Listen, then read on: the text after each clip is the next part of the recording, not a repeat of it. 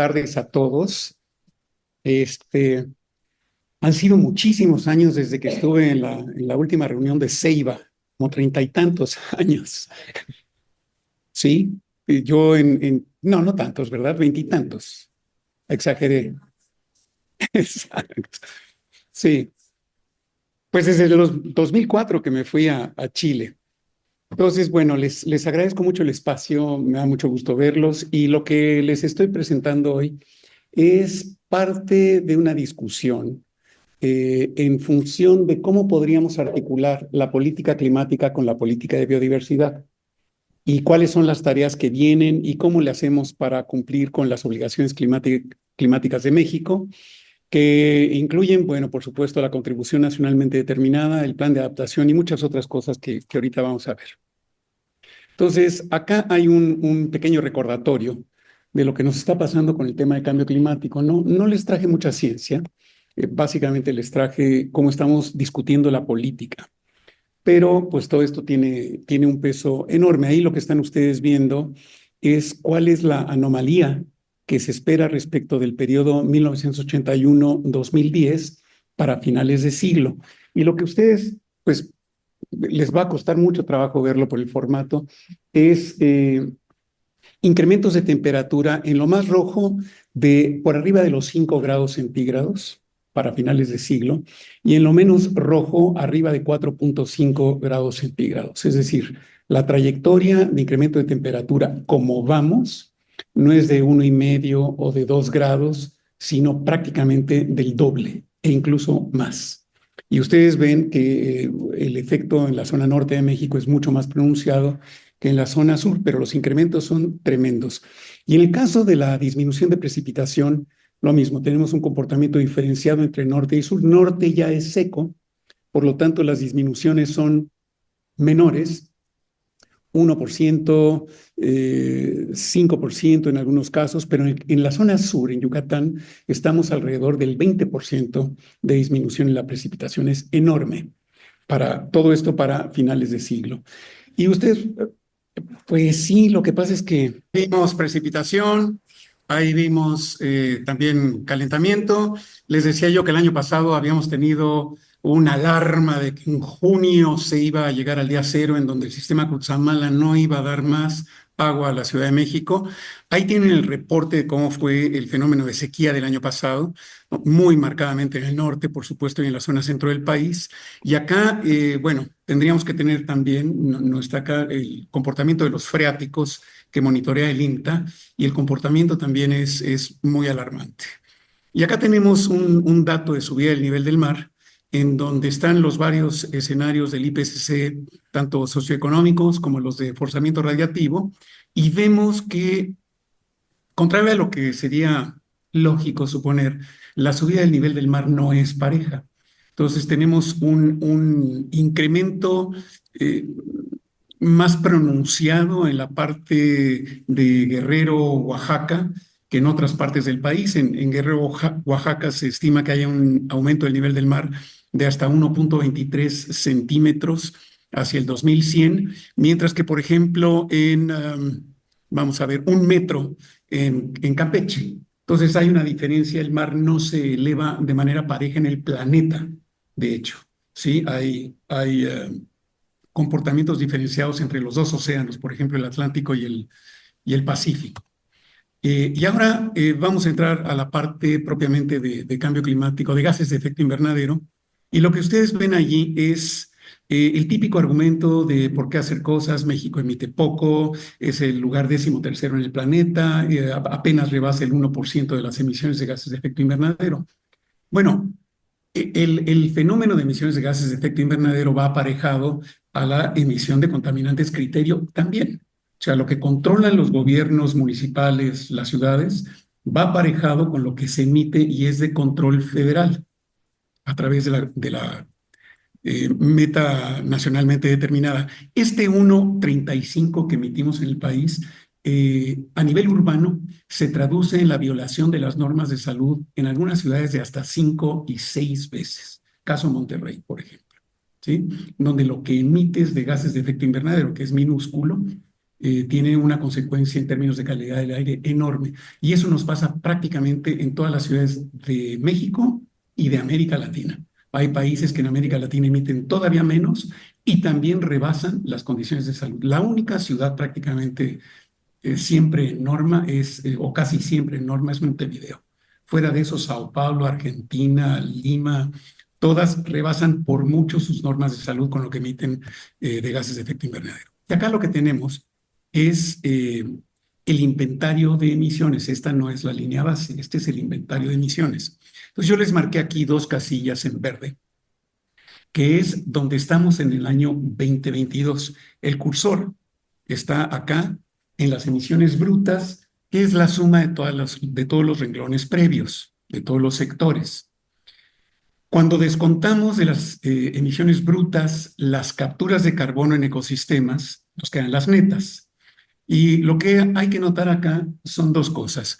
Uno, ganadería es el segundo lugar en importancia en las emisiones de gases de efecto invernadero. Primero va energía y transporte, ahí está agrupado todo, pero el tercer factor más importante en México es la producción de ganado y que en su gran mayoría, según nos reporta Sergio Graf, es la cría de becerros en bosque. Se crían allí, se comen el bosque joven y después se llevan a los predios de engorda o a las operaciones de engorda. Entonces, sacar al ganado de los bosques es uno de los factores tan importantes como irnos a energías renovables o electrificar la movilidad. La otra cosa notable es que desde el año 1990 andamos capturando emisiones en alrededor de 200 megatoneladas. No estamos incrementando nuestros stocks de carbono en el país. ¿Sí? Ustedes ven que fluctuamos alrededor de 208, 201, 211, 209, 208. Es una línea más o menos estable para efectos prácticos. Entonces, eso va a ser muy importante para lo que vamos a discutir un poquito más adelante. ¿Cuál es el gas principal? Bueno, CO2. El siguiente es el metano, que también viene de actividades agropecuarias y de las fugas que se producen en la explotación de los hidrocarburos. ¿Quiénes son los más responsables? Bueno, aquí está la responsabilidad. 63% corresponde a energía, 15% al ganado y todo lo demás. ¿Qué tenemos acá? Es cómo se comportan las emisiones brutas y netas. Y aquí lo que vale la pena, acá están las capturas de carbono, esas 200 megatoneladas que fluctúan poquitito en el tiempo. Ahí va lo de la energía, lo de las emisiones de la ganadería, lo de la industria, lo de los residuos, que son de las que están creciendo rápido, por cierto. Fuentes agregadas en el medio rural, cambio de uso del suelo, emisiones brutas arriba en la línea azul, emisiones netas en la línea anaranjada, es la diferencia de lo que se captura, equivale a lo que tenemos abajo en verde. Y lo que vale la pena denotar de esta gráfica son los dos momentos históricos que marca. Uno que llega hasta el 2008, en donde traemos una tasa de crecimiento de aproximadamente 5% anual de las emisiones de gases de efecto invernadero. Y de 2008 en adelante se ralentiza muchísimo la tasa de crecimiento de emisiones y pasa a ser del 0.5% anual. Entonces tenemos, como veíamos en la tabla del inventario, 777 emisiones brutas, menos 200, 500 y tanto netas, pero con la tasa de crecimiento aplicada a las emisiones del 2022, las 777, hoy o al 2024, se estima que estamos en 808 megatoneladas. La línea base decía que íbamos a estar en 842. ¿Sí? Entonces hay una reducción. No es gloriosa, es de alrededor del 8%, pero para poder reducir al 35% que se requiere para 1990, pues falta un montón. Entonces hay que hacer un esfuerzo muy grande. Acá tenemos las cifras convertidas a emisiones brutas. Después vamos a ver el cuadrito de emisiones netas. Y lo que estamos diciendo acá es que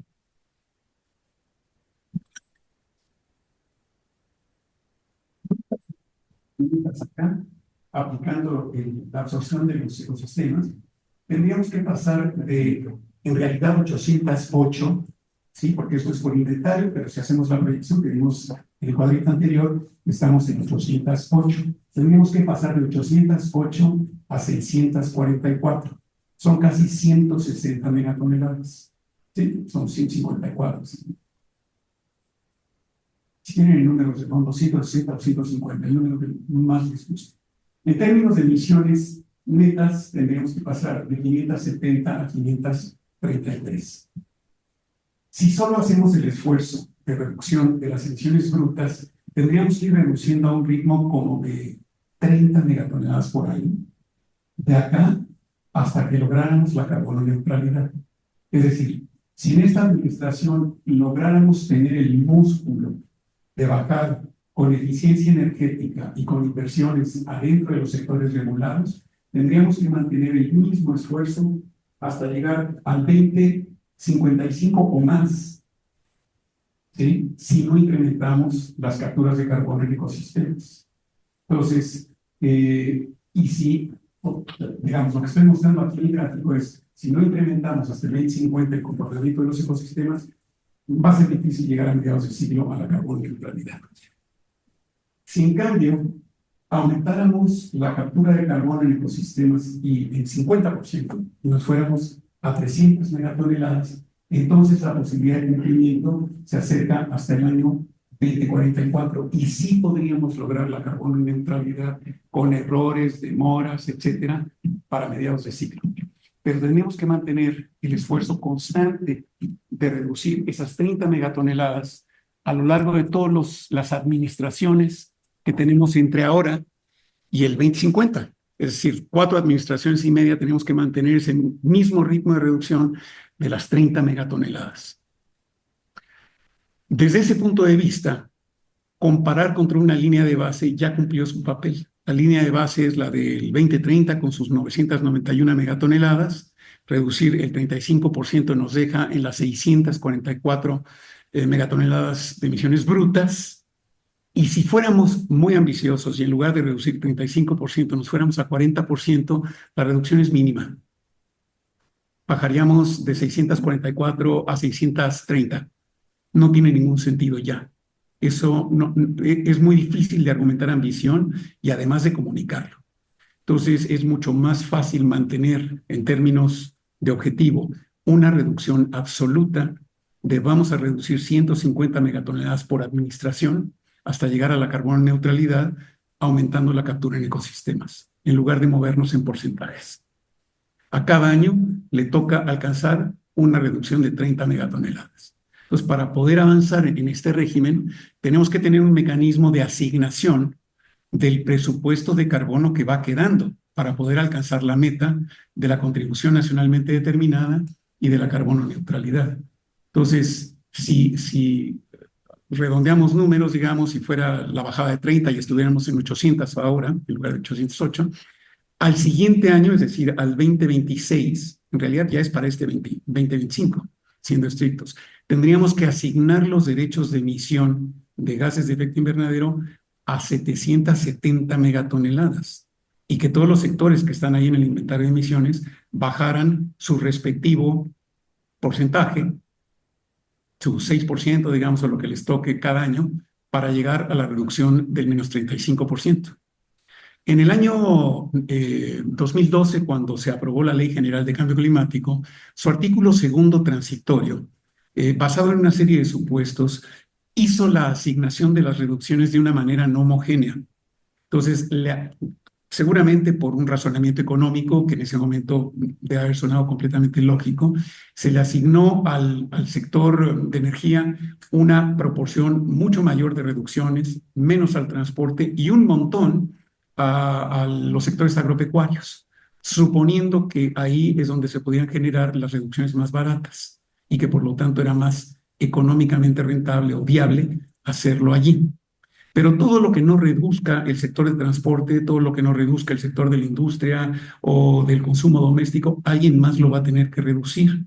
Entonces, del 2012 para acá, a 2025 no parece seguir teniendo mucho sentido hacer una asignación diferenciada en las reducciones de lo que cada quien contribuye al 100% de las emisiones de gases de efecto invernadero. Lo lógico es que todos los sectores debieran de estar regulados y todos deberían de tener la misma carga de reducción.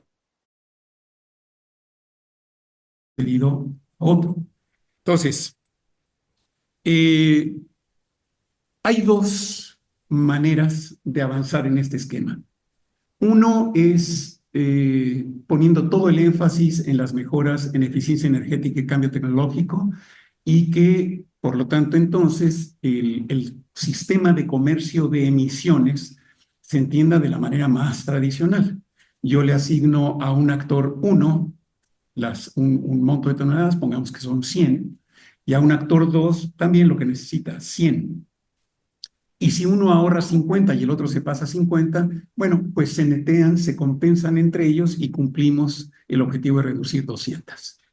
Nada más que uno redujo 50 y el otro 150.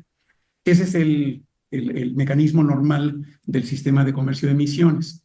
Eso está bueno para si somos un país que desarrolla tecnología, por ejemplo, si tenemos opciones de mucha ineficiencia y podemos avanzar rápido en las mejoras, si no tuviéramos un país muy degradado ambientalmente,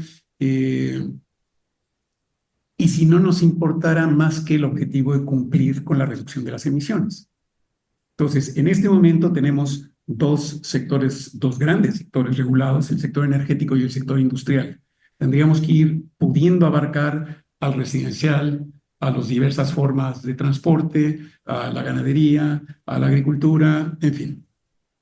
Ahora, la otra forma de hacerlo es con un sistema de compensaciones grande, en donde podamos utilizar la política de reducción de emisiones y obligación de cumplimiento de reducción de emisiones para generar un mecanismo de compensaciones, en donde los derechos de emisión no sean... Ups, me apoyé en algún lado mal, ¿verdad? Para que los derechos de emisión no sean transables entre los actores, o no es 100% por lo menos, y que para poder cumplir con la regulación, con la asignación del presupuesto de carbono de manera decreciente, pudiera entonces generarse la producción de compensaciones mediante capturas de carbono, conservación de stocks de carbono, es decir, bosques, suelos, ¿sí? Mediante el manejo, por ejemplo, de los rellenos sanitarios y evitar las emisiones de metano, mediante la electrificación del transporte público, por ejemplo, y que eso fuera el mecanismo que le permite a las industrias reguladas cumplir con su obligación climática.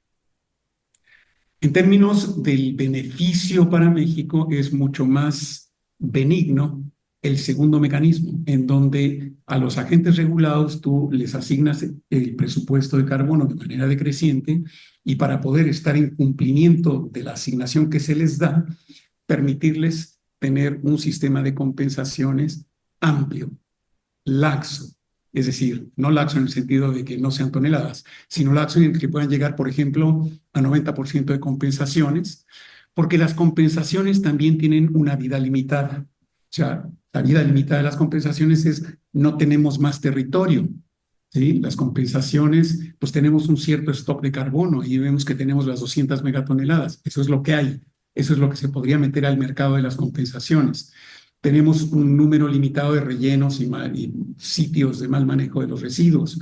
Tenemos no podemos pasar de 600,000 buses eléctricos en el país, no hay más espacio para eso. Entonces, todo el sistema de compensaciones se va a ir agotando y se va a ir encareciendo. Entonces, el margen de vida de las compensaciones es hasta que el valor de las compensaciones sea equivalente o superior, o sea, más caro compensar que cambiar tecnológicamente en tu sector. Entonces, por ejemplo, a una industria cementera le va a convenir comprar compensaciones hasta que la compensación sea más cara que cambiar las calderas o cambiar los combustibles o cambiar su logística, en fin, o innovar de otra manera. Entonces, ahí hay una relación entre compensaciones y reducciones de emisiones. ¿Qué implica esto?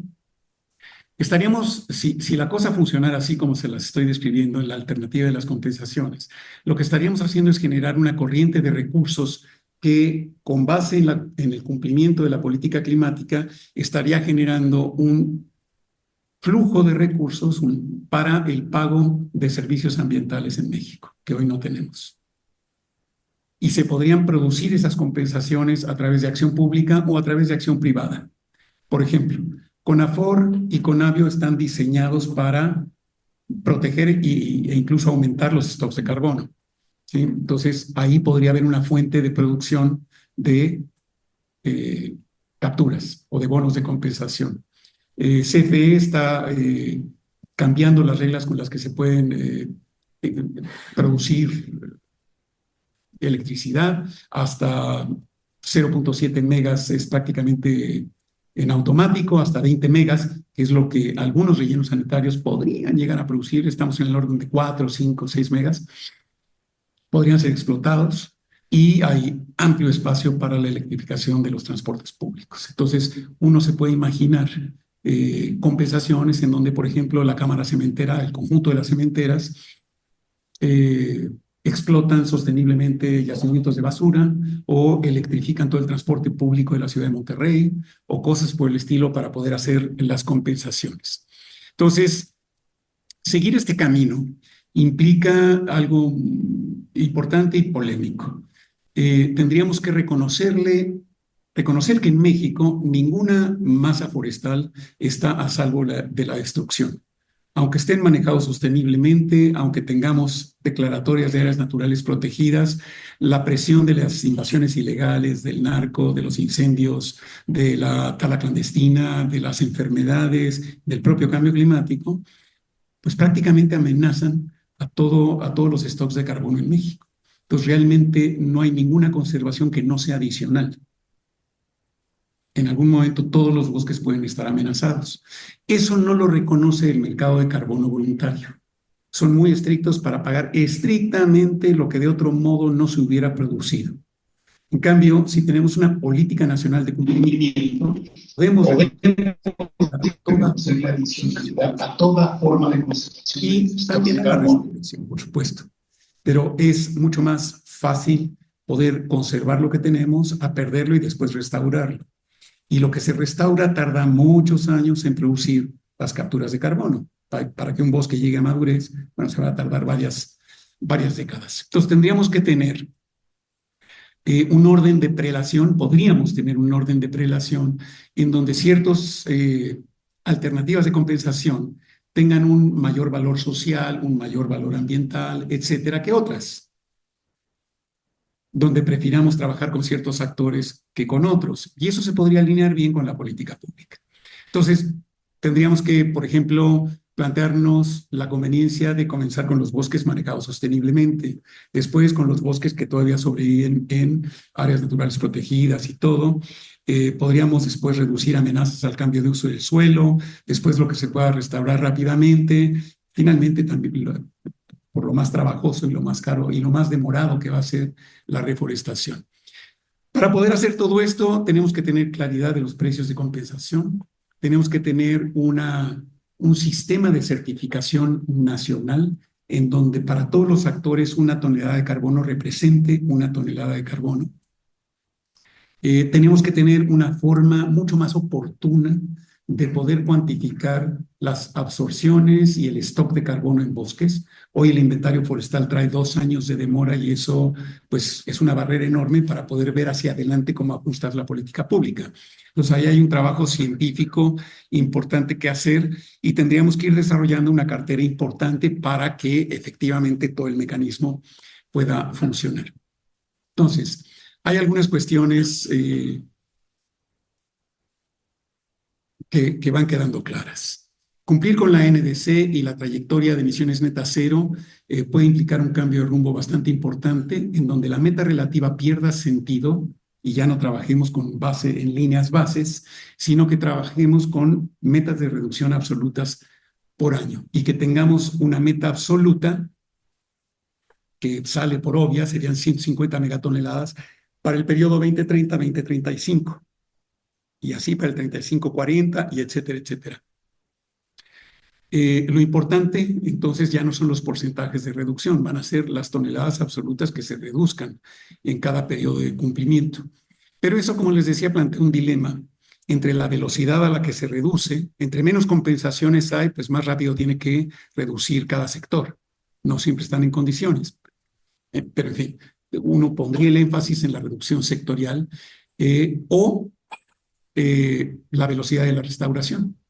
Si ligamos la reducción de emisiones, el cumplimiento del NDC con los bonos de compensación, estamos haciendo un trade-off entre velocidad de cumplimiento y restauración del país.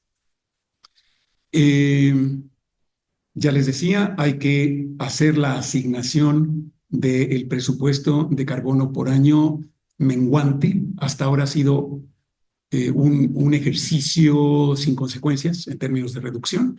Se otorgan emisiones, se reportan, no hay reducciones. Ahora tendría que haber reducciones.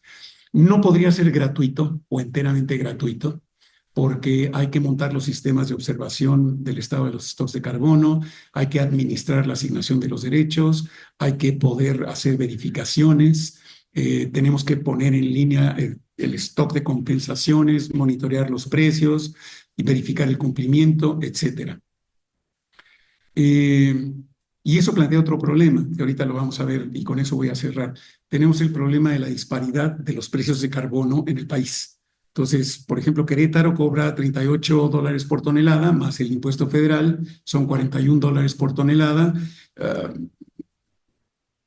Ahí meterle un costo significativo a los derechos de emisión descuadra todavía más el panorama. Entonces hay que hablar con Hacienda y tratar de tener una señal de precio más o menos estable y comparable del carbono en el país, a menos que se decida que las disparidades sirven a una política industrial, pero actualmente ese no es el caso. Los dos últimos puntos ya se los conversé, el programa de compensaciones que financia la restauración de los ecosistemas, una parte para transición tecnológica en los sectores clave, y hay muchos ejemplos de cómo se podrían producir compensaciones tanto verdes como grises. Acá tenemos el comportamiento de la recaudación por el impuesto del carbono de Hacienda, que depende fundamentalmente pues, del tipo de cambio, ha estado constante desde hace décadas, y acá tenemos la disparidad entre los niveles que cobran los estados. En la columna de tasa impositiva, aquí, ustedes pueden ver, por ejemplo, el caso de Querétaro, que es 5.9 UMAS, 640 pesos, 32 dólares, y otros estados que no tienen impuesto y otros que tienen un impuesto mucho más bajito. Por ejemplo, el caso de Guanajuato, que tiene 45 pesos por tonelada. Y tenemos una enorme disparidad también en el tratamiento de la política pública para acreditar los impuestos. En algunos casos hay descuentos por pronto pago, en otros no hay nada, y en algunos te permiten pagar el impuesto con tonelada de carbono. Hoy Hacienda no te lo permite. Entonces sería ideal poder armonizar cómo se le va a dar el tratamiento fiscal que se le va a dar a las toneladas de carbono, de modo que puedan servir para las compensaciones y para el pago de los impuestos. Esta es una tarea pendiente, tenemos que hacer cuadrar el impuesto al carbono, con el impuesto federal, con el costo que pueda tener el sistema de comercio de emisiones, y tenemos otro actor por ahí que es el mercado voluntario de emisiones que anda en máximo $15 por tonelada, y lo que creemos que va a acabar pasando es que la demanda por compensaciones para el mercado interno, para el mercado regulado, va a ser más vigorosa que la del mercado voluntario. Entonces, gradualmente la demanda de compensaciones va a ir eliminando la utilidad del mercado de carbono y básicamente todo se va a producir para el mercado interno. Y termino señalando nomás que tenemos un montón de tareas pendientes. Tenemos que elaborar el PEC para esta administración, el Programa Especial de Cambio Climático. Tenemos que reactivar la Comisión Intersecretarial de Cambio Climático con el fortalecimiento de los varios grupos de trabajo que hay a su interior, tanto en adaptación como en mitigación. Asegurar el cumplimiento del NDC, hacer la NDC para el periodo 30-35, tener el Plan Nacional de Adaptación, que estamos súper en deuda, y tener la estrategia de largo plazo. Nos ayudan las cooperaciones. Ahora AID, gracias a Trump, pues ya no, pero otras están muy alineadas para cooperar en la exploración y las consecuencias de todo esto que estamos planteando. Y hay un diálogo muy importante que tener con CENER, con Pemex, con CFE, con el sector privado y con todos los actores que tengan interés en el tema de cambio climático para que se entienda bien para dónde vamos y para poder hacer los ajustes de lo que no tenga sentido, de lo que no quede claro, en fin, de todas las cosas que se pueden corregir en el diseño de una política pública. Nada está decidido todavía, y esto que les comento es parte de la discusión en la que estamos involucrados con todos, con los del Céspedes, con las ONGs, con los conservacionistas, con las empresas, en fin, incluso con nuestros colegas, porque hay mucho cambio en este enfoque. Eso es todo, presidente.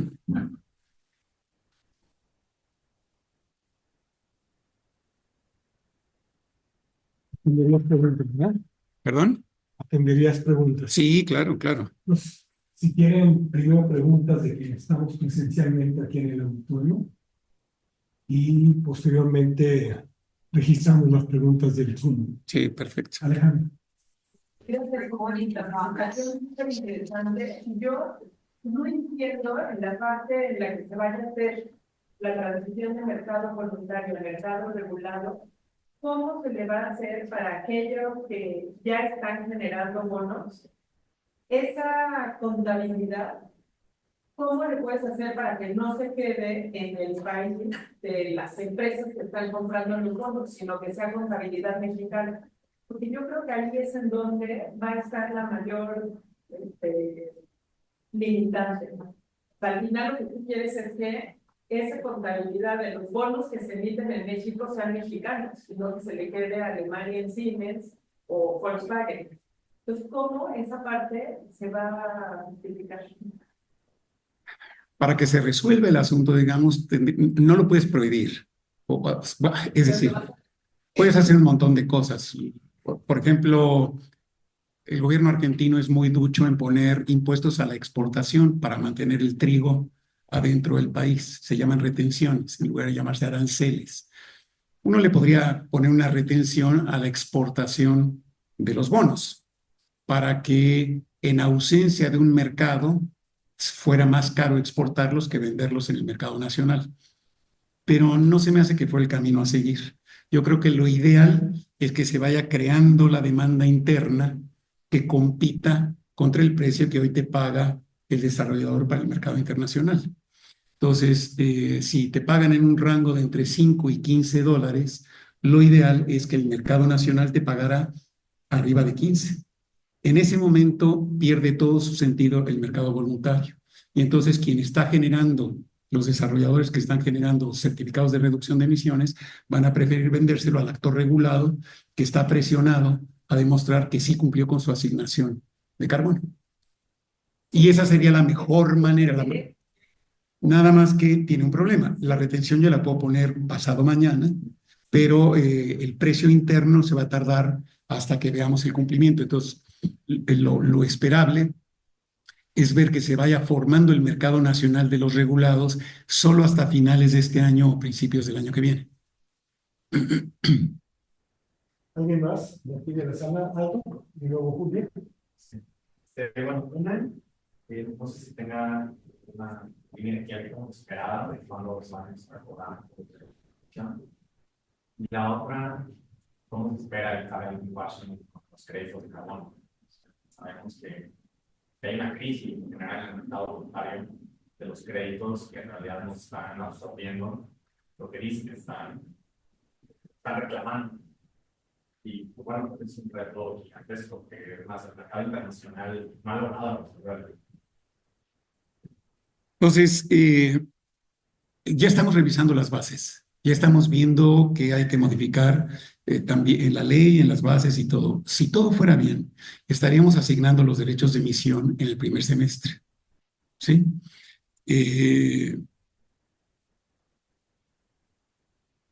Va a ser, digamos, tendríamos que empujar también que los que tengan más posibilidad de generar compensaciones, se apuraran a hacerlo para el mercado nacional. Entonces, hay un puñado de empresas certificadoras, tipo BRET, tipo DEV, tipo NAT5, sí, pero ellos no son tan transparentes. Entonces, pero hay un puñado de productores de reducciones de emisiones y tenemos a los grandes productores. Bueno, hay toda la parte de sociedad civil que está conservando y que hasta ahora no les han reconocido ninguna adicionalidad por las reglas de los verificadores internacionales. Pero si nosotros flexibilizamos las reglas de registro de toneladas en México, cosas que hoy no han tenido valor o que no han sido reconocidas podrían tenerlo. Y entonces eso, suponemos, incrementaría la oferta de compensaciones. E incluso por el problema de transparencia y de greenwashing, está habiendo un movimiento dentro de los propios certificadores hacia fórmulas más transparentes, de blockchain, de información en línea, de monitoreo satelital, que yo creo que va a ser el estándar al que nos vamos a ir acabando moviendo todos.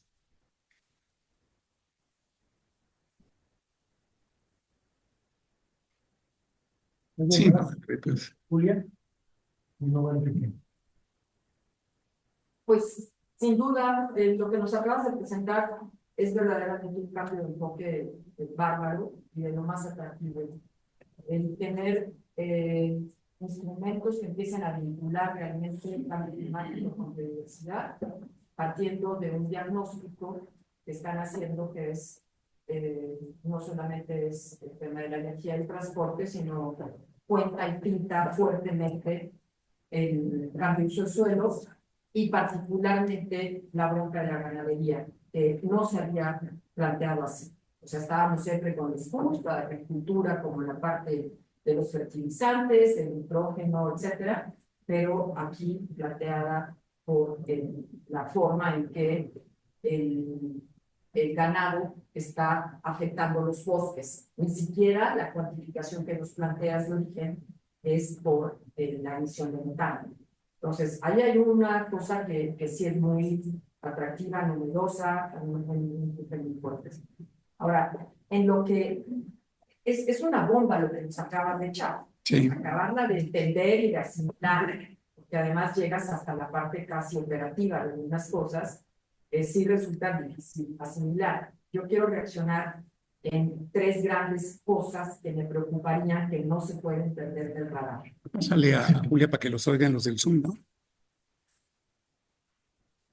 O sea, con tres grandes temas que tenemos que incorporar, que no se pierdan del radar, de riesgos de una estrategia así, que hay que encontrarle las salvaguardas, ¿no? Primero, si se está pensando en un tema de restauración como parte de la absorción de una buena cantidad de estas megatoneladas que se van a emitir, hay que echarle números porque hablar de toneladas hay que traducirlas en superficie. Entonces, por un lado tenemos un problema de cuál es la superficie y que no vaya a estimular una cosa de estas, el cambio de su suelo, porque esa ya nos la conocemos. Si la gente tiene agricultura, tiene ganadería y tiene su bosque, y va a tener un incentivo importante de restaurar, no se va a ir contra la agricultura ni contra la ganadería, se va a ir contra su bosque. Entonces, esto puede detonar un cambio de uso de suelo para restaurar lo que ya estaba con cobertura vegetal. Entonces, esa es una salvaguarda de evitar que va mucho más allá de una norma. Esa es una de las críticas que pues, se han hecho con Sembrando Vida y que lo dice Sembrando Vida, no vale hacerlo, pero pues, no hay capacidad de supervisar y se hizo. La segunda es que no es un asunto de número de plantas, es un asunto de supervivencia, de que se establezca un ecosistema, porque tu meta la puedes poner, esto implica tanta superficie, tantas plantas, las producimos, las sembramos y mañana se murieron todas. Entonces ahí hay toda una estrategia de mantenimiento que no es absolutamente nada sencillo, es un mantenimiento de largo plazo. Y después es evitar el cambio de uso de suelo una vez que el incentivo acabó. porque el incentivo es para establecer, pero se va a quedar para toda la vida o no, y en ese momento vuelve a haber un cambio en su suelo y perdiste todo lo que invertiste luego. La otra es las especies nativas, que se tienen que meter si estamos pensando en la restauración vinculada con biodiversidad, no se pueden meter especies rápido crecimiento porque volvemos a eucaliptizar este país, ¿no? Esto ahora por la vía de otro incentivo. Y eso lo hace infinitamente más complejo. Si son plantaciones para volver a talar, esa contabilidad no está tan clara, porque siembras, captura, y pues ahí no sé qué pasa en las contabilidades si se convierte en mesa. Si se convierte en leña está clarísimo, pero si se convierte en mesa, quién sabe. Se vuelve a capturar. En fin, cuando es el tema de plantaciones, la lógica es distinta que cuando es un ejemplo de restauración. Pero cuando es de plantaciones, no es biodiversidad. Entonces, el vínculo con biodiversidad es recuperar espacios boscosos que verdaderamente ayuden a través de un financiamiento estelar. Me paso rápido al otro, que sería la otra vertiente, que es evitar el cambio de uso de suelo.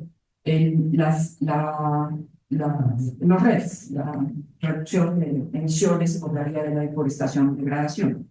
Germán, ¿tú estás escuchando? Dice que Sí, ok. Esas Sí, se escucha bien. evitadas, es lo que hace el PCA. Dices que un buen flujo de recursos económicos de la parte de carbón podría ir a PCA. Eso es lo que necesitamos, que PCA crezca. Está más que probado, no me detengo en esto, está más que probado que el PCA funciona excelentemente para evitar deforestación. La bronca es que tiene una dinámica muy compleja y es cara su aplicación, pero funciona y funciona muy bien. Yo creo que ahí es donde está la gran oportunidad. Pero ahora me paso del lado del cambio climático, no de la biodiversidad. A mí el PCA pues, es el instrumento que defendemos, por así que todos los días en la selva es durísimo. Pero si va a ser financiado de carbono, podemos tener una burbuja de carbono muy canija, porque no va a reducir la cobertura vegetal que se detiene en su deforestación.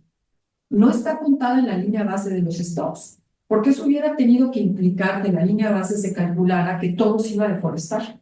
Entonces, como en el 2050 vamos a perder todo el país, pues entonces la línea base iba a estar gigantesca. Entonces, lo que habrá que reducir es muchísimo más.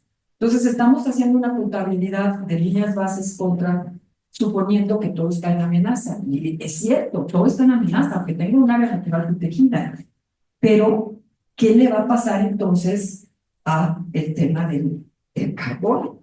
Si realmente vamos a estar absorbiéndolo o vamos a ayudar por los financiamientos del carbono a la biodiversidad, padrísimo, me voy a ese bando, pero pues tu bando es el otro, y a lo mejor eso no resuelve el tema de las emisiones. La otra bronca es la medición.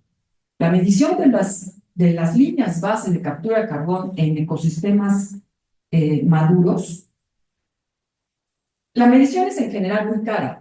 En ecosistemas maduros lo que pasa es que ya lo está casi capturando. En nuestra experiencia en la selva, como le comentaba Eli, pues son aproximadamente unas 3 toneladas, que a esos precios no te dan ni el pago por servicio de lo que se paga ahorita. Y la bronca es el costo de oportunidad, porque te llega la SADER y te dice, te pago por el becerro, ahí tienes 8,000 pesos, y te llega con una Ford y dice, te doy 1,000 pesos por PCA, y con los bonos estos de carbono no llegas ni a los 1,000. Entonces los números están canijos en ese rollo. Ese costo de oportunidad de la actividad que puede ser más rentable para el dueño de la tierra es muy compleja. Y bueno, son preocupaciones que vamos a tener que empezar a entender con cifras, superficie, cuánto, plantas, costos, supervivencia, mantenimiento, largo plazo, costo de las líneas, costos de oportunidad, etcétera. Me parece extraordinario el planteamiento, me encanta, pero creo que requiere un aterrizaje de números para ver si les va a ser viable o no el lograr que las emisiones netas que están calculando que puedan llevarse al 2050 se va a poder por la parte de esta aporte verde. Y dentro de tu lista de urgencias, que son un chorro, el PEC, etcétera, ojalá 7 años ya ahorita deseándolo, hay que ponerla de medir. Se acabaron las mediciones. El INEC ya no entiende. Y entonces, si no sabemos cuánto se emite, ya no sabemos la calidad del aire, ya no sabemos las plantas, y ya no sabemos el agua, ya no sabemos las estaciones meteorológicas, todo está desmantelado. Entonces, hoy estamos en la sequía, pues sí, pero ya se acabaron de medir. En la región de la selva teníamos 18 estaciones, hay 0. En un sitio como ese, de la importancia que tiene un sitio del trópico, del río más grandote que es el Usumacinta. Gracias. Ya no hay Enrique. Si quieren, registrados en el chat, ¿alguna inquietud? A ver, No hay preguntas. casi no se oye, se ha puesto fatal el audio, ahí está mejor, se oye muy bajito, no se oye, no, no hay preguntas en el chat. ¿Tú, Germán? Ah, sí, Germán. Sí, gracias, Sam. Muchas gracias por tu plática, mano, muy interesante. Siguiendo un poco lo que decía Julia, abre muchísimas inquietudes, interrogantes. Siguiendo el asunto de los números, creo que una cosa que le haría falta es confrontarla con las previsiones de crecimiento que existen en México. Porque ello implica más materiales, más energía, más residuos, y creo que ahí también hay que confrontarlo, pues, es decir, eh, es un forcejeo entre cuánto y cómo vamos a continuar creciendo, porque creo que sin duda se va a continuar creciendo, y doblar para abajo las emisiones, ¿no? Yo creo que en ese sentido, eh, el énfasis, como en algún momento dijiste en tu presentación, habría que ponerlo en la adaptación. Por supuesto, no trato de decir de dejar el esfuerzo que se está haciendo en mitigación, pero creo que adaptación es realmente la estrategia clave de aquí al futuro, un futuro incierto porque los datos mundiales indican desafortunadamente que no se ve cómo sea posible, que no será posible pues alcanzar las metas que se han fijado de 0 carbono de aquí a 2050. Y entonces, bueno, repito, creo que la parte de adaptación es clave y además ello nos conecta con el asunto nuevamente de biodiversidad. Y ahí quisiera, para cerrar mi comentario, reiterar una propuesta que ya alguna vez te comenté. Tú decías que uno de los pendientes que tienen es el programa especial de cambio climático y reactivar la comisión intersecretarial. En el caso de biodiversidad, la CONABIO es una comisión intersecretarial, pero nunca tuvo programa especial.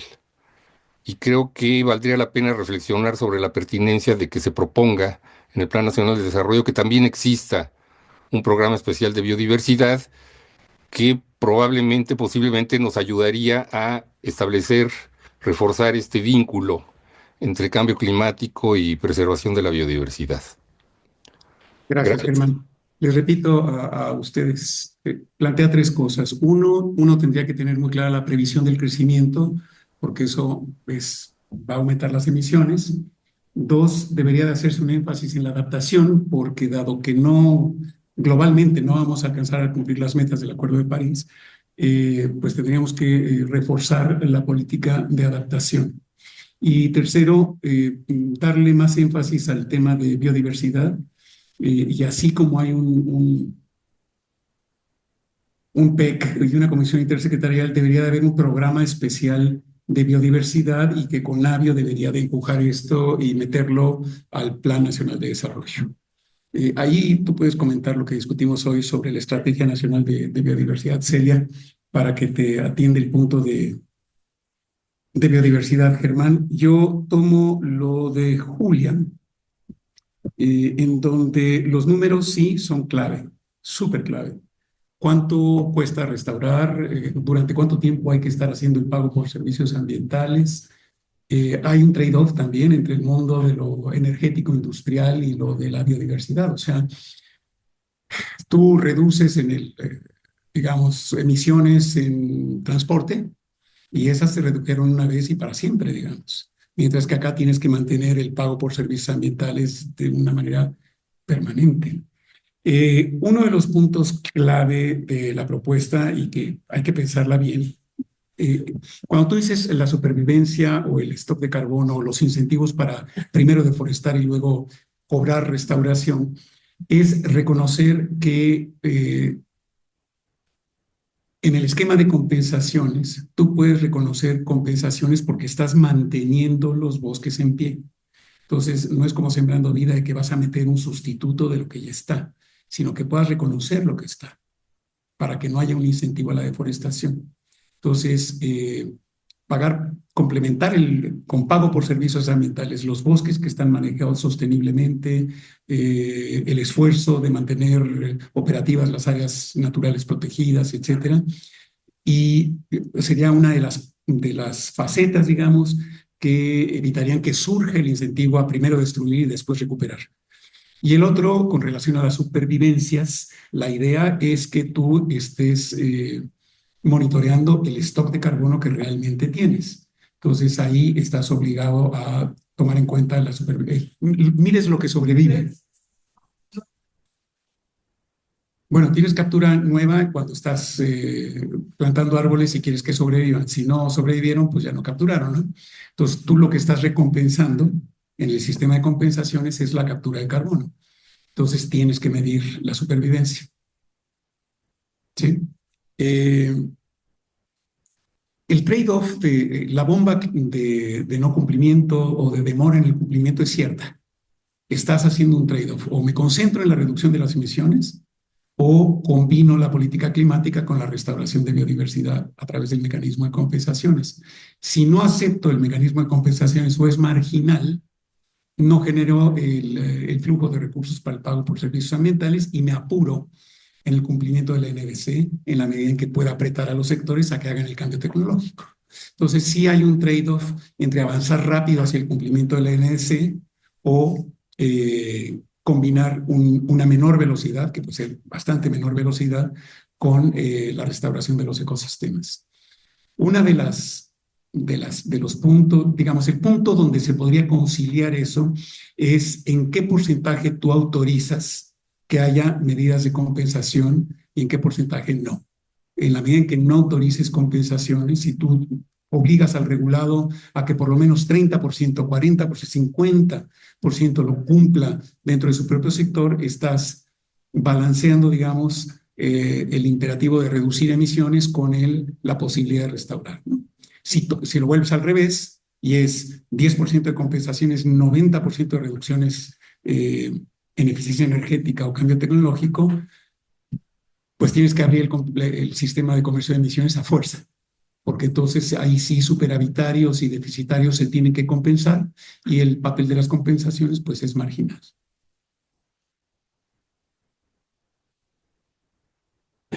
Depende de lo que pida la sociedad. Digamos, lo que esté dispuesto a tolerarse en México, ¿no? Entendiendo todo el paquete. Si solamente tienen voz los que dicen apúrate con la reducción de las emisiones, el sistema de compensaciones va a ser muy chiquitito. Si uno dice, sí, entendemos que todo esto está ligado y se entiende por qué la lógica, y se entiende que en el tiempo se van a ir agotando las compensaciones, y se entiende que en una o dos administraciones no va a quedar más que hacer el cambio tecnológico, tiene chance de sobrevivir, ¿no? Si no, estará difícil. Coméntale a Germán, Celia. Hola Germán y colegas. Atendiendo tus preguntas, hoy casualmente tuvimos reunión con Conavio y creo que nos queda claro que es inminente, urgente y absurdo ya no hacerlo, esta vinculación mucho más explícita entre biodiversidad y cambio climático, ¿no? Como está planteada la ley, hay todavía un marco jurídico ¿cómo dice? ¿Insuficiente? Insuficiente, pero hay de dónde agarrarnos y ya quedamos que definitivamente va a ser una ruta que vamos a seguir con Conavio desde el INEC y desde la Dirección de Cambio Climático de Semarnat.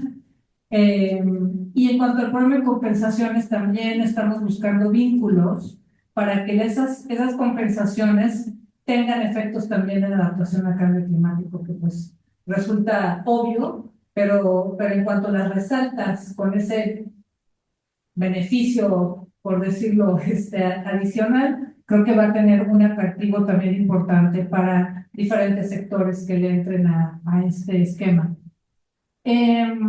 Vamos a iniciar pronto, como dijo José Luis, el Plan Nacional de Adaptación, que ese es el nombre genérico que usamos como se denomina por el secretariado de la convención, y pues obviamente vamos a pedirle su ayuda, ¿no? Porque es un plan que va a ser pues muy importante para atender lo que mencionas, Germán, para poder justo balancear también en financiamiento, en atención, en difusión, el tema de adaptación al cambio climático, porque claramente estamos perdiendo la batalla de un lado.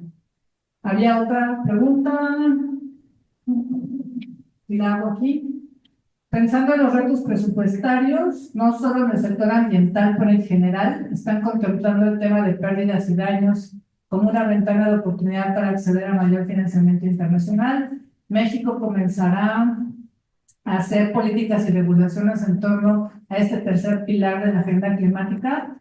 La respuesta rápida es sí, pero estamos muy atrasados. Entonces también es un tema que está ahí muy, muy pendiente y hay que entrarle. Y un comentario, en las dos COPs últimas se ha avanzado en lo del tema de pérdidas y daños, particularmente en la COP28 en Sharm el Sheikh se abrió con la idea de poner los aportes y hacer operativo al fondo, pero comparado con las pérdidas y daños y comparado con las otras fuentes de financiamiento es una mirruña de $700 millones, que es nada, es equivalente a nada. Entonces, no habría que hacer una apuesta fuerte para el tema de pérdidas y daños para México, viniendo del plano internacional, del financiamiento internacional, está difícil. Entre las buenas noticias es que buena parte de la política, de los apoyos internacionales a la política climática, no vienen de Estados Unidos. Vienen básicamente de la cooperación alemana, de la cooperación francesa, del Fondo Verde del Clima, de la reposición 8 del GEF. Y una de las noticias del día es que finalmente Hacienda le mandó al Fondo Verde del Clima los, esperemos, últimos o penúltimos comentarios para el recurso para financiar el Plan Nacional de Adaptación por $2.8 millones. Entonces, eso va a arrancar bien, digamos, a partir de marzo, posiblemente abril. Y hoy acordamos con GGGI y Fondeo del GEF hacer una batería de consultas durante febrero con sectores de la administración pública, pero también con sectores del sector privado y social, para ver si esto va encaminado bien, si tiene recepción, como dicen los chilenos, si hay agua en la pileta para tirarse, ¿no? Entonces, porque si no hay, pues no. Es una buena idea y punto. Pero, digamos, para cómo está la sensación dentro de la propia industria, la percepción que tenemos de los automotrices, por ejemplo, es no podemos, es demasiado pronto. El cambio que están pidiendo es demasiado grande. Mejor díganos cómo nos van a regular los próximos 2 años y no nos pongan ahí una perspectiva de carbono neutralidad para el 2050. Eso no está en nuestras cuentas en México. Sí está en las cuentas de las industrias globalizadas, ¿sí? Pero están jugando con qué dejan vivo en las cadenas de producción para este país, ¿no?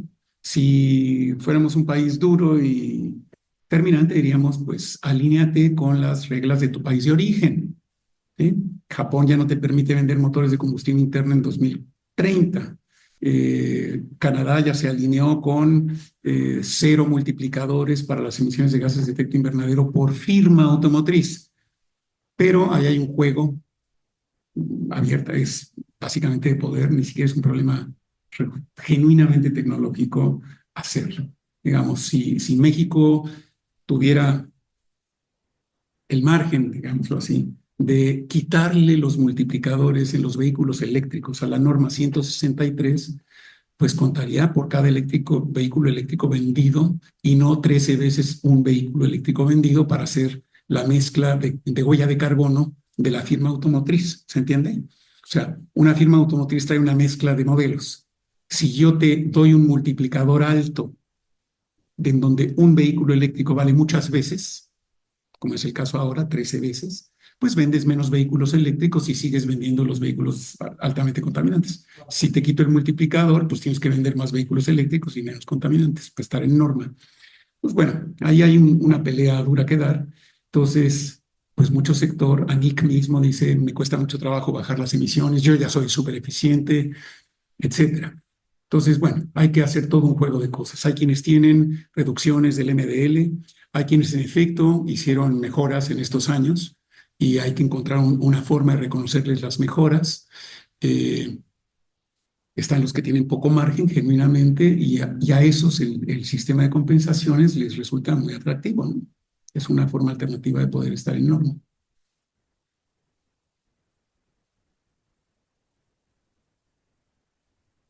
Y eso, dice Anaid Velasco, lleva justamente a la necesaria revisión de la norma, sí, 163, la 042 y 044 de vehículos en circulación, ¿sí? Y a regular las motos que no se han podido regular y un montón de otras cosas. Sí, se está haciendo la revisión, pero todavía no está en línea con la carbono neutralidad. Sigue siendo un chipote ahí como si fuera otra cosa. Gracias.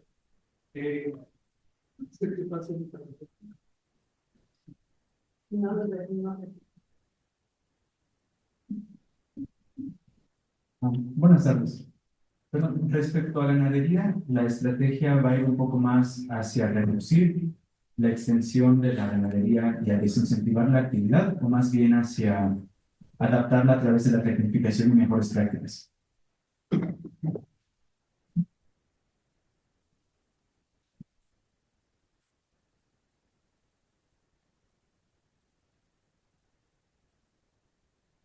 No estoy claro. Yo creo que tendría que ser otras prácticas en donde la diferencia de pago, o sea, el pago por servicio ambiental, genere el incentivo suficiente para que tú aceptes sacar al becerro del bosque y lo alimentes de otro modo o lo saques más pronto, ¿sí?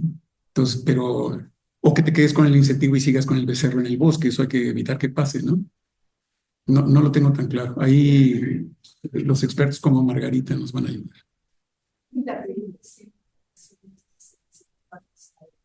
Empieza a haber coordinación con SADER. El viernes, perdón, tengo una reunión con CENER para ver cómo aseguramos que en los proyectos de inversión de las empresas públicas, ojalá pudiera haber una línea de gasto que fuera el cumplimiento de la NDC, para que se pudiera insertar ahí el tema de las compensaciones. Hoy su programa de inversión normal, su plan de eficiencia, su plan de penetración de renovables, etcétera, es el plan sectorial y los lleva hasta un cierto límite. Hicimos las cuentas para el caso de CFE y en el escenario más ambicioso que tiene la CFE, que es de penetración de 43% de energías renovables para el 2030, alcanzan a reducir, y combinando, a ver, me voy un paso para atrás.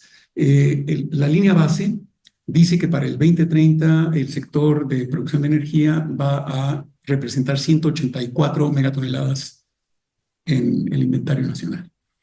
Si eso lo divides en 54% sector público, 46% sector privado, son 100 megatoneladas para el sector público. Entonces, lo que tendría que reducir respecto de la línea base El sector de la energía son 35 megatoneladas. Con el programa de reducción de penetración de renovables de CFE, alcanzan a reducir 17 de aquí al 2030, no las 35. Entonces, por lo menos una parte de las 18 restantes tendrían que salir a compensarlas a un ritmo de 6 por año, digamos, ¿no? Un poquito más. Pero para eso tienen que tener una línea de gasto que les permita comprar compensaciones, ¿sí? Entonces, tendríamos que lograr meter en su presupuesto y en el de Pemex la línea de compensaciones, igual que en las empresas públicas, digamos. O sea que... Gerardo. Gonzalo, perdón.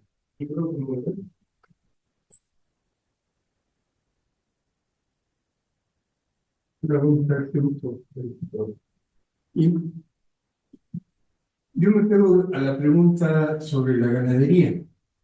Y bueno, tengo que decir que hay técnicas y hay formas de ganadería, sobre todo en trópico, que, digamos, que superan el paradigma de que las vacas son malas y que hay que sacarlas del bosque. Lo acabas de decir ahorita. Yo estoy tan de acuerdo, porque creo que se pueden llevar bastante bien las vacas con los árboles leguminosos. Hay toda una historia ahí de ganadería regenerativa, etcétera, etcétera. Y como el que habla se compromete, pues yo me pongo a tu disposición para discutir este asunto así a fondo y darle seguimiento en lo que sea. Sí, perfecto. Pero me parece que hay que conocer un poco más. ¿Sí? Sí, un comentario.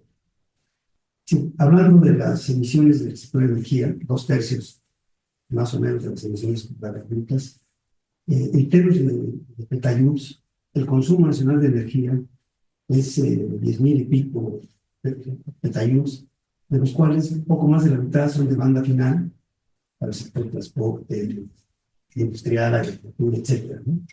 Menos del 50% es energía para producir energía, debe ser, ¿no?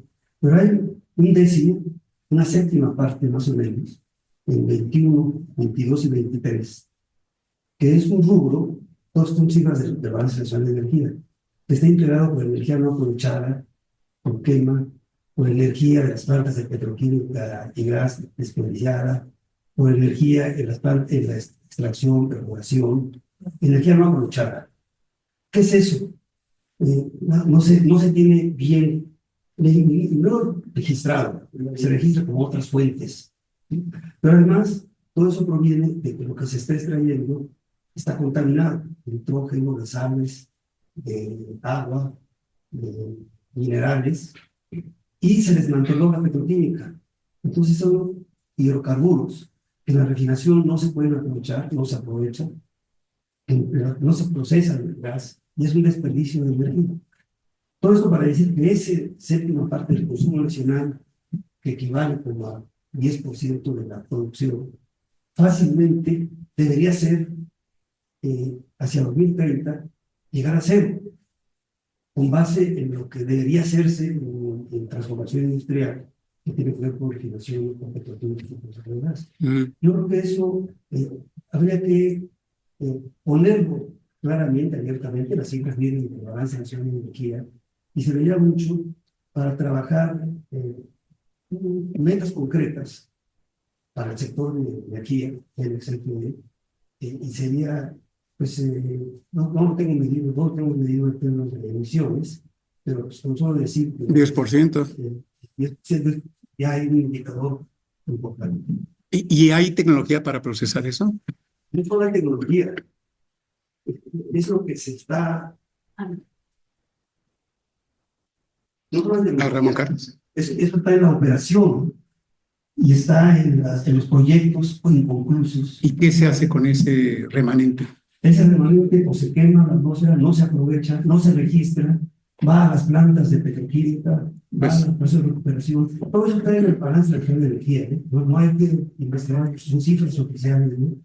Y lo que pasa es que, como Cantarell se inyectó nitrógeno, se contaminó las reservas marinas, que son 3 partes producción de la extracción, se contaminaron de nitrógeno, de agua, de minerales, de muchas cosas, ¿no? Y todo lo que se extrae, se desmantela la petroquímica, no opera la refinación, entonces ¿dónde se deposita esa basura circular industrial? Y eso es parte del metano, que no está registrado, ¿no? Bueno, yo creo que eso es importante como explicitarlo, ¿verdad? Pues si nos ayudas, es para nosotros un tema de conversación con el sector energético. De hecho, digamos, el esquema de compensaciones nos ha llevado a pensar algunas cosas que podrían ser viables.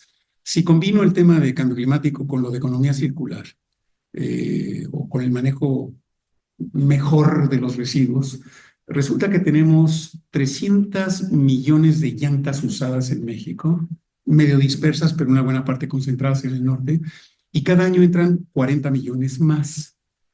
Entonces, estamos dialogando ahorita con la Cámara de Lule y Michelin y Pirelli y otros, para ver si podemos ir avanzando a un comportamiento tipo responsabilidad extendida del productor, de modo que tengan su ecoorganismo sectorialmente financiado para avanzar hacia el manejo racional. Una de las alternativas, igual que con los plásticos flexibles, podría ser la obtención de aceites pirolíticos, ¿sí? Entonces, eso lo podrías meter al esquema de refinación y eso podría desplazar una cierta cantidad de fósiles, ¿sí? Si se mezclara con estos residuos, etcétera, podrías estar desplazando o recuperando más bien una parte de lo que estás consumiendo de material virgen por material o que no tiene uso o que viene de segunda mano. Entonces, identificar esas alternativas para nosotros también va a ser importante, ¿sí? En un esquema de compensaciones, eso va a tener un cierto atractivo económico para entrar en el mercado de las compensaciones.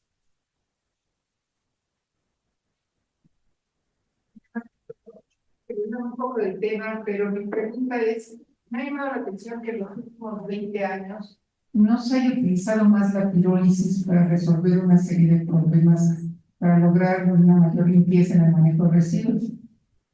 Ahora pues puedo volver a carbón y con eso la reducción de CO2 es muy alta.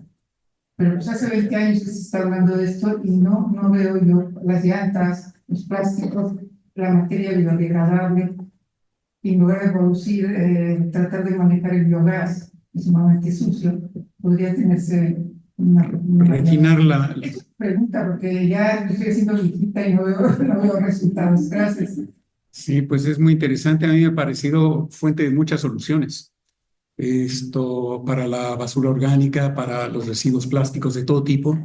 Y en el extremo, bueno, aquí fue una cosa que vimos financiada por Alemania del Este a su sistema de investigación, en donde exploraban algunas soluciones al problema de la megaurbanización. Y una de esas soluciones era impresionante. Estaban experimentando en Karlsruhe con un horno, con atmósfera, por supuesto, de nitrógeno, para ir controlando grado a grado el aumento de la temperatura. Entonces la idea era echar la compu ahí y que fuera saliendo en sus componentes, aceite pirolítico de plásticos, después el punto de fusión del cobre, después el punto de fusión del oro que hubiera ahí, después del platino, y así, hasta recuperar toda la compu elemental, ¿no? En sus componentes. Gran uso de la pirólisis. Colegas, tercera llamada para la asamblea. Sí, ya. Segunda llamada y no. Bueno, pues muchas gracias a todos ustedes.